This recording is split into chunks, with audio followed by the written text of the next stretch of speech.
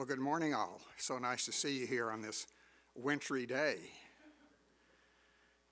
Thanks again, Carlene, for the wonderful music that you provide to calm us and put us in the right mood for today's service. As we begin this service, know this: you're welcome here. Whoever you are, whomever you love, however you vote, your age, race, class, ability, or gender, you're welcome here. Whatever spiritual paths you've traveled, if any, you're welcome here. For our faith calls us not to a particular creed, but to a covenant to honor every person's worth and dignity. I'm Michael Griffith, and I'm your worship associate this morning here at the church, where our mission is to support individual spiritual journeys and to promote social, economic, and environmental justice. Just remember that we are still in a pandemic, a cautious mode. So use the clipboards at the end of your row to sign your name and telephone number in case we have to do contact tracing. Be sure and wear masks at all time. Enjoy the music. You can dance, sway, clap, hum, everything but sing. We'll leave that to the choir. Exit the building between services so we can complete our air exchange. If there's a deep joy or concern in your heart to share with this community, ask an usher for a piece of paper. The usher will bring it forward and add it to Reverend Bob's pastoral prayer. After the service this Sunday, Reverend Bob and the membership team will lead a mini orientation for those of you who've decided to formally affiliate with our church. The orientation will take no longer than 20 minutes. A member of the board will be here to witness signings of the membership book, and Reverend Bob will also sign the book this Sunday. Please come today to the Christmas Carol singing event in Campfire at 4:30 at the Fellowship Green. Come for hot chocolate and snacks, a family craft, and singing carols with Reverend Bob and John Austin and a great fellowship. We enter the spirit of worship with the music Prepare by Laura Bellinger, sung by our wonderful UTC choir, directed by John Austin and accompanied by Carol Reagan.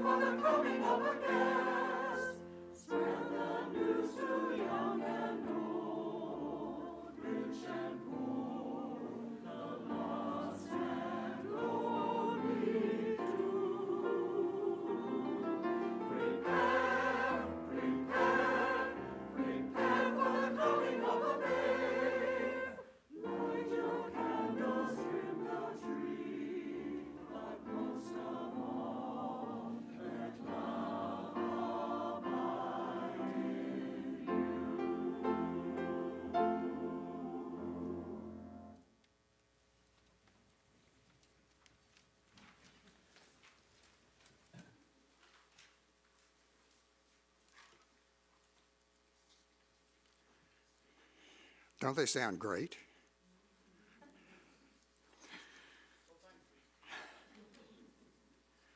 Here are the opening words. Among other wonders of our lives, we are alive. With one another, we live here in the light of this unlikely world that isn't ours for long. May we spend seriously the time we are given. May we enact our responsibilities as thoroughly as we enjoy our pleasures. May we see with clarity, may we see a vision that serves all beings. May we honor the mystery surpassing our sight. And may we hold in our hands the gift of good work and bear it forthwhile as we were born forth by a power we praise to this one earth, the homeland we all love. So come, let us worship together. Our chalice lighting is from Ben Soul. Out of the darkness, light. Out of the light, warmth. Out of the warmth, joy. Out of the joy, togetherness. May this flame hold us for the time we are here with one another.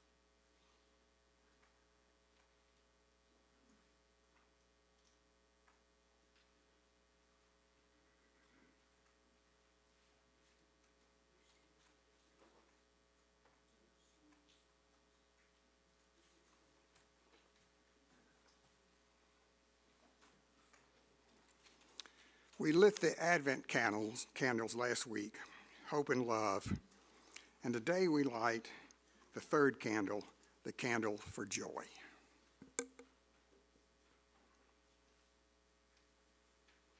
The opening hymn is 268, Now Let Us Sing. Oh my goodness, 368.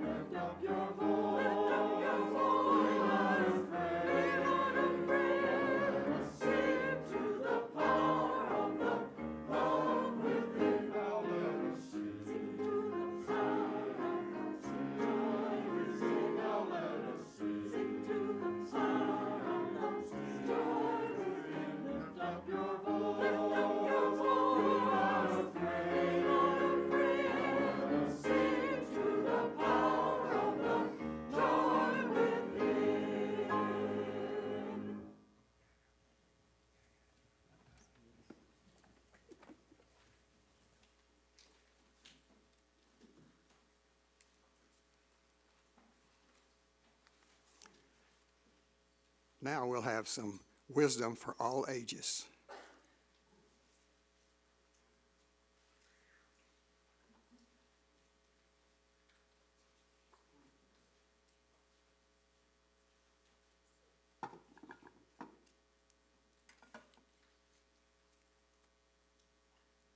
Good morning.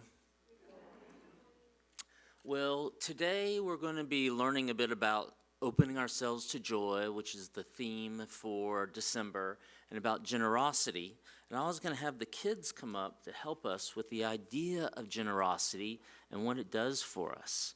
Could all the kids who want to come on up, and I'll give each of you a candle you can hold for right now.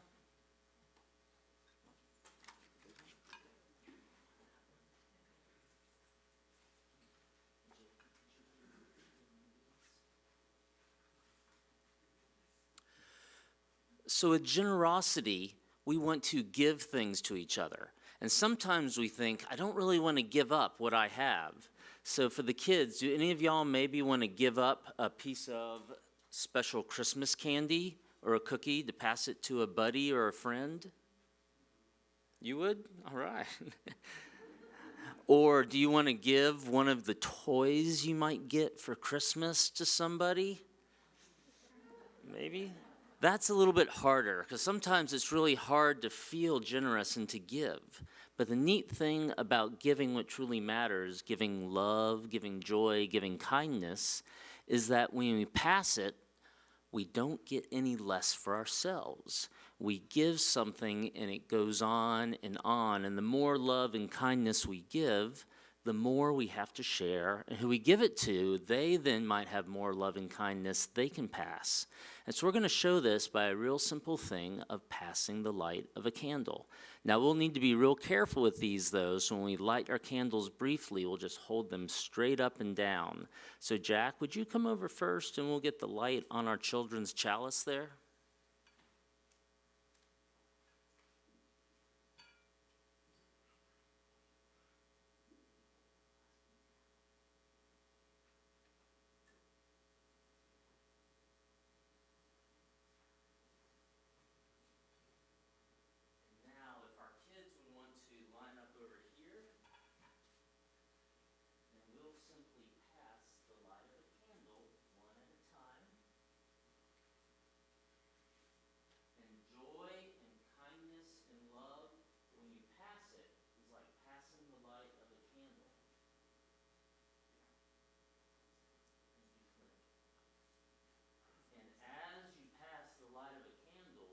Does your light go out?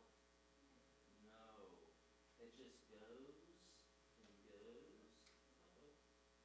And sometimes you might have to pass love and kindness 2 or 3 times. So that's okay. All right. Pass it to Eleanor. And just like this candlelight, when we pass love and kindness and generosity, it goes on and on. Yeah, the last person, but almost. You can get it off your brothers there. And everybody. Reach your hands one more sideways, please. And then there's the light to show everybody. Now for all the kids, except for Jack, who's going to lead us out the candle, would y'all gently blow your candles out? And we'll put them back here. And now we'll wave our kids out as we head off to the children's class.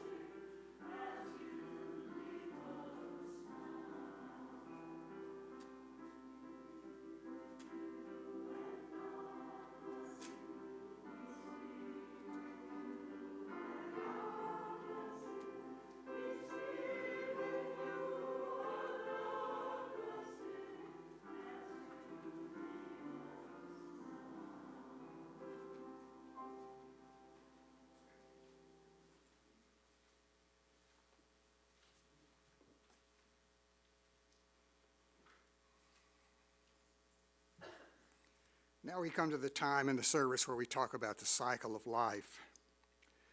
We believe joys are magnified and sorrows eased by sharing them in our loving community.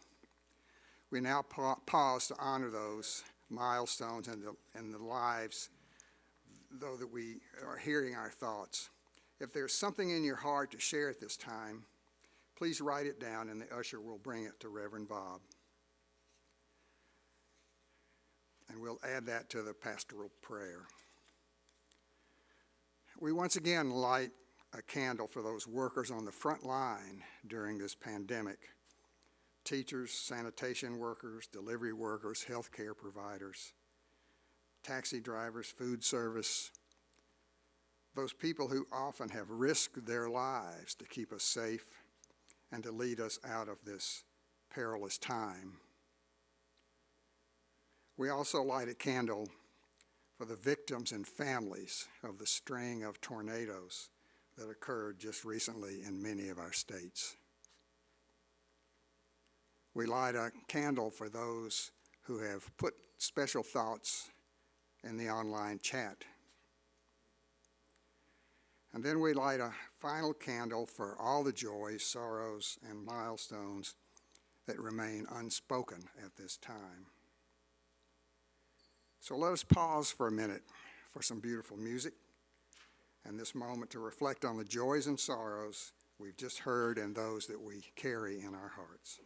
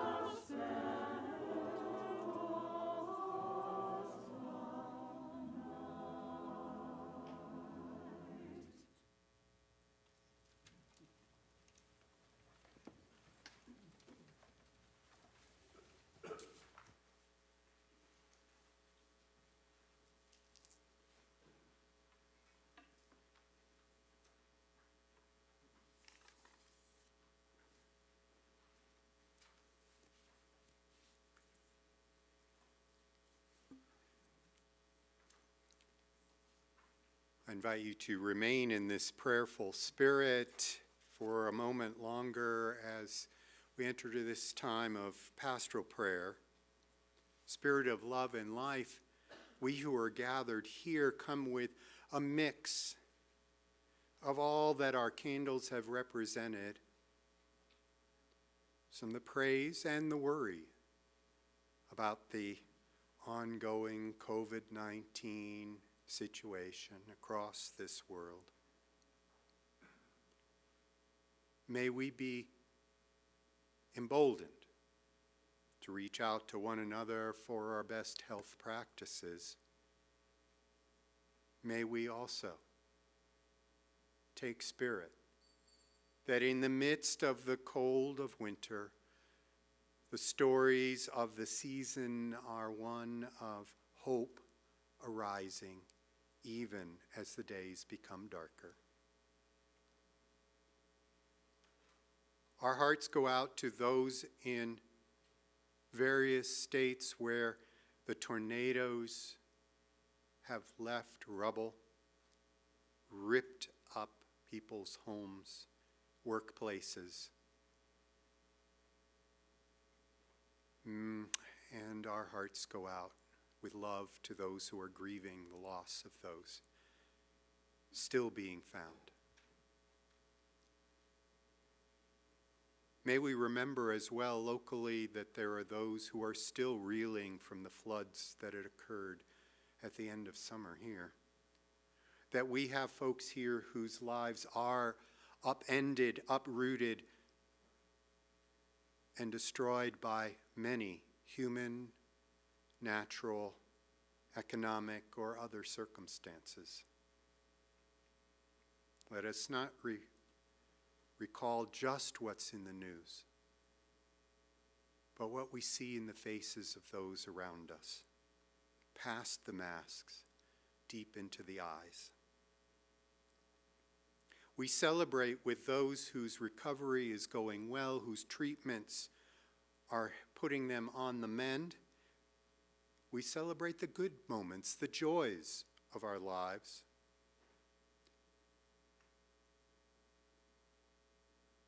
I have a note here to be sure to celebrate the appointment of Cody Kinsley to North Carolina's Department of Health and Human Services.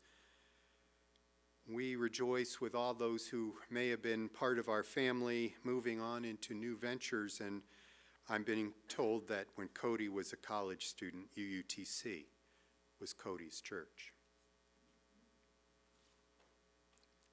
These, the prayers of our hearts and the thoughts of our minds we hold now, and we say, in the names of all those known and unknown, remembered and forgotten, in the names of all the helpers of humankind, amen.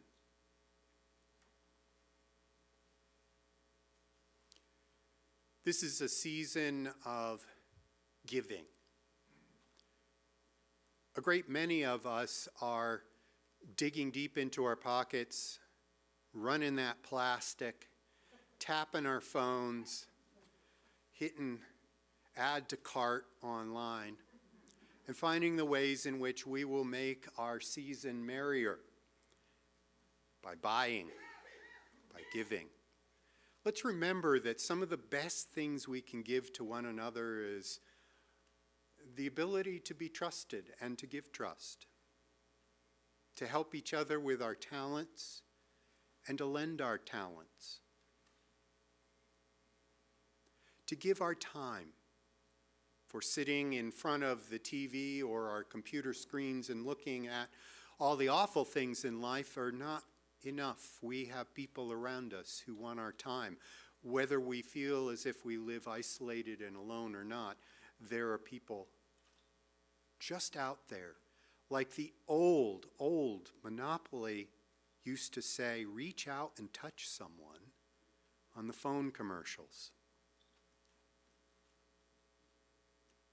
And in this congregation, as in many others on this morning, we ask for your generosity of the best of what you have to give, not just in your talent, time, and treasure, but trust, but yes, treasure too. Please, as the ushers pass the basket and the choir sings, let us sing together in our hearts as we give. One of the things that the choir is grateful for this morning is the fact that Reverend Bob has put on yet another cap and is singing with us this morning for the first time. We really appreciate that and enjoy having him with us.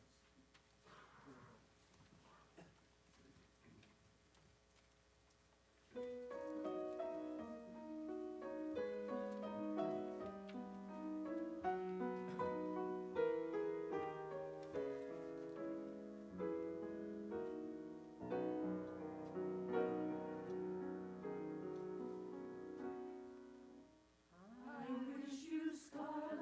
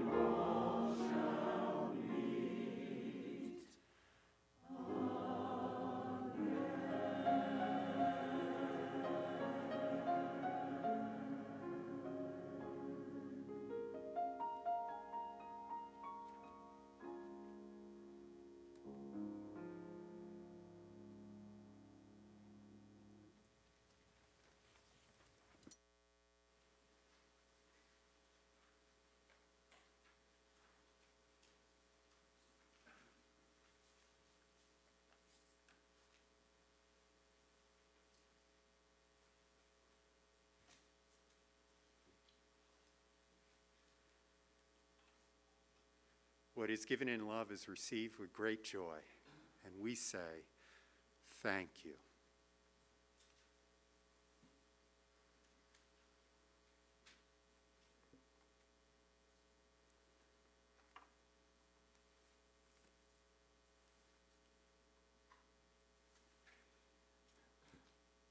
The reading this morning is from the person who's pretty much in charge of the Soul Matters Caring Circle, our Soul Matters themes, and it's the Reverend Scott Taylor.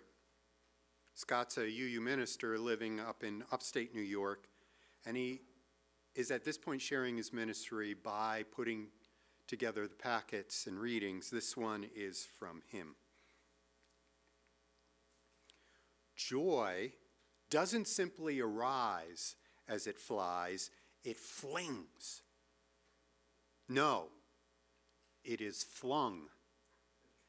It is passed. It is spread. Between you and me, between the one who just received a gift and the one who has been looking for it a long time. It is a beautiful and elegant contagion over which we have more control than we think, if only we share it. If only we notice that joy is not ours to keep, but ours to pass on. So let's light up the world, friends. Joy blesses us with its exuberance so that we can make that blessing grow.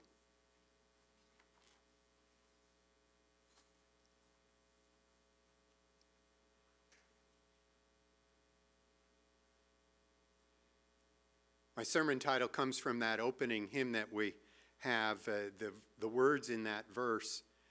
Sing to the power of the, well, at least that's the way I was singing it over there. Sing to the power of the hope within. We need that. Sing to the power of the love within. Hope, love. Ended with joy. Sing to the power of the joy within. There we go. Pink candle today. So, how do you complete that phrase this season? You know, would you, as I was pointing out, point to the themes of the Advent candles, as that hymn does? Would you fill in the blank, some Mad Libs version, where people are just asked around the table, and you just kind of say, okay, well, think of an emotion.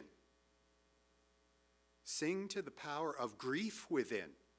We started our month with a darker service, more somber service. Sing to the power of love, hope, joy, faith. Faith's an emotion. Faith's also something that people say, I have it. Okay. What about anger? Sing to the power of the anger within. Sadness. Happiness. Happiness and joy are not the same thing.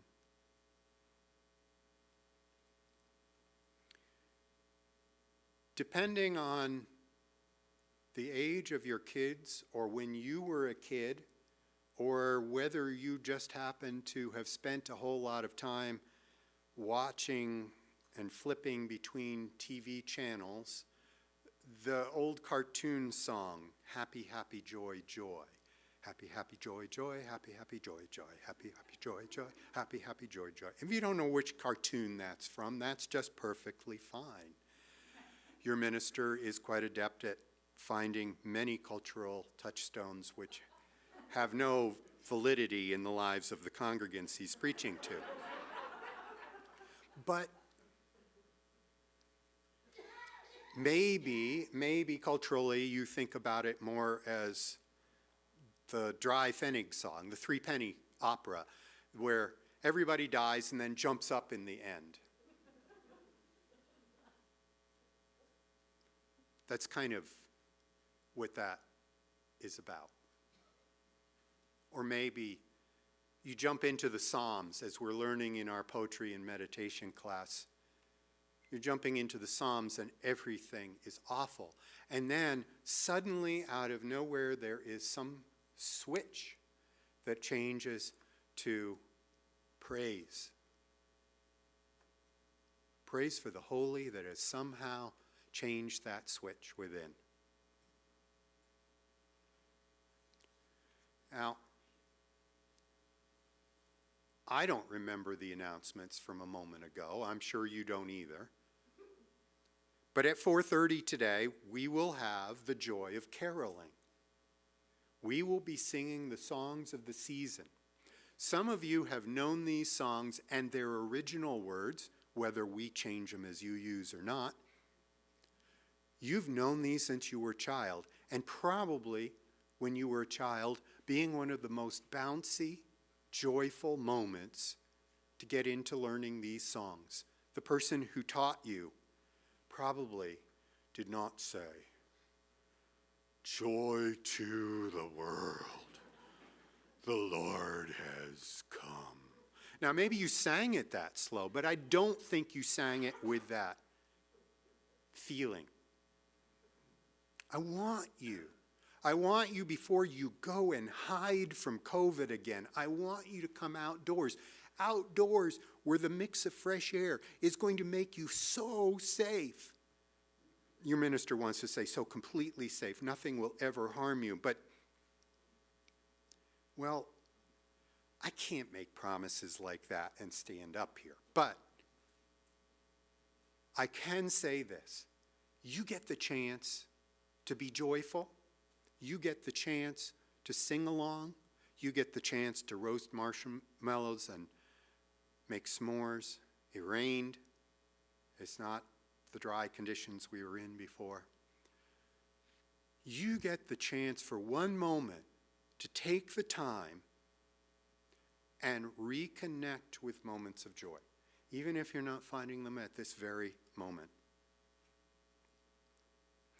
The Reverend Kimberly Quinn Johnson, minister of the Unitarian Universalist Congregation of the South Fork, has among her specialties anti-racism and youth ministry, had a quote that our worship associate found for me to incorporate this morning. It was a longer piece, but I'll read just parts of it because I want to call it out. Kimberly Quinn Johnson starts out, "I call it black joy because I am black, and it is the joy that I have been familiar with my whole life.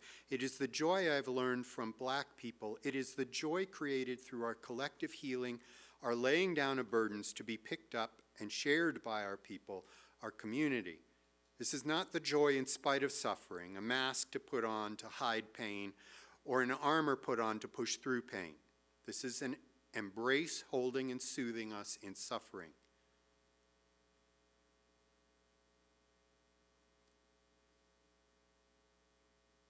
I say this because as a pastor, I stand here knowing that our congregation yearns to reflect the racial diversity of our country.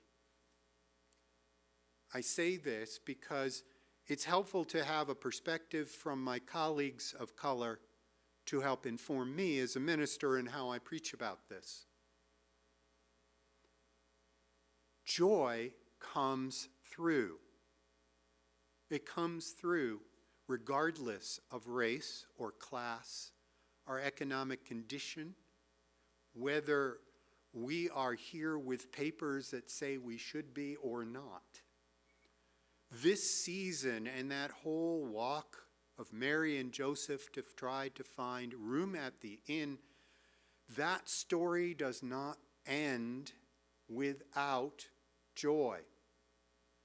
Wherever you are, theologically, I want you culturally to understand that there is no one, not you, not anyone, that may be in Transylvania County, in our nation, in our world. There is no one who cannot be lifted by joy. I don't say that we cause it, but what I hear in here, what Kimberly Quinn Johnson was getting to, this black joy is created through our being together. This black joy reminds me I am not alone, that trouble doesn't always last, that I am held and carried forward by a power beyond what I can comprehend. And I would say a power beyond what was put into our laws or elected into positions of leadership. That way in which we reach out and help one another, sing to the power of community. That doesn't fit the meter, does it, choir? Sing to the power of the community. We'll make it work. It's a zipper song. We just make it work. We slip it in. That, sing to the power of all of us in being able to carry what's needed to make it through. We've been making it through. All of us, some better than others. But for any community within our society, any identity, any gender identity, any orientation of love, any ability or disability, we need one another. And we need to recognize that power is best seen from these lights in the way in which we hold it, in the way we express it, person to person with one another. In this way, as a Unitarian Universalist, I turn back to my colleague, the Reverend Kimberly Quinn Johnson. As my colleague relates this to Unitarian Universalism, this is the quote. I call it black joy, but I want to offer it to the extent that it's mine to offer to this faith. One of my gifts to Unitarian Universalism is the suggestion that joy is ours. We're the people who commit to justice, equity, and compassion. We're the people who aspire to a world community with peace, liberty, and justice for all. We're the people who affirm our interdependence with each other and the universe itself.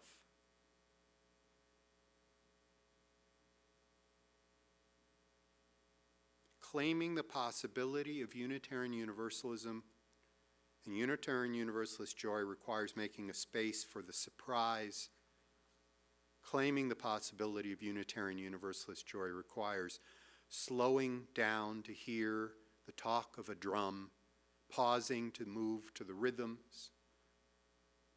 Unitarian Universalist joy requires opening to the possibility of mystical encounter. Unitarian Universalist joy requires embodying this faith differently than many of us are accustomed to. What do you mean? We're not accustomed to leaving space for joy? Maybe. Maybe so. Maybe some of us do not start each and every morning singing to the power of joy in our lives. Maybe we don't start singing to the hope within our community, the faith, the love. Maybe we forget, as Scott Taylor's reading said, the exuberance. I know that as Unitarian Universalists, we are sometimes measured and careful and polite. Exuberance. Joy is not the slow warmth that can come in our communities.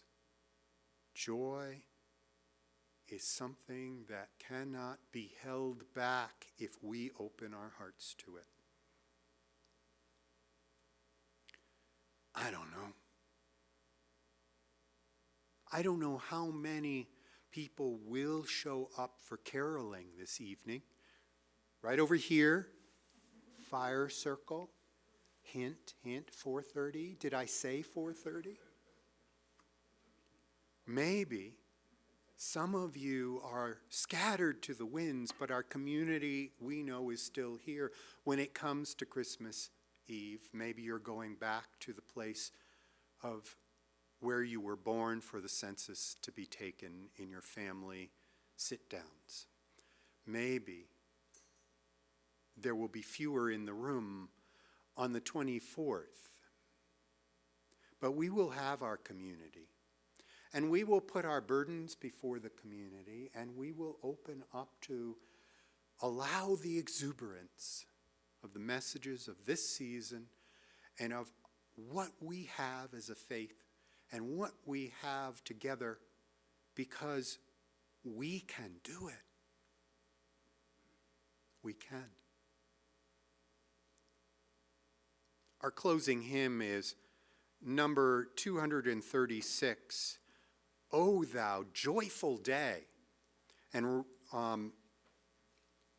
then right after the closing words, I'm going to run back over to the choir again. So I'm going to do this back and forth here because we're going to ask you to sit for the postlude when this is all done.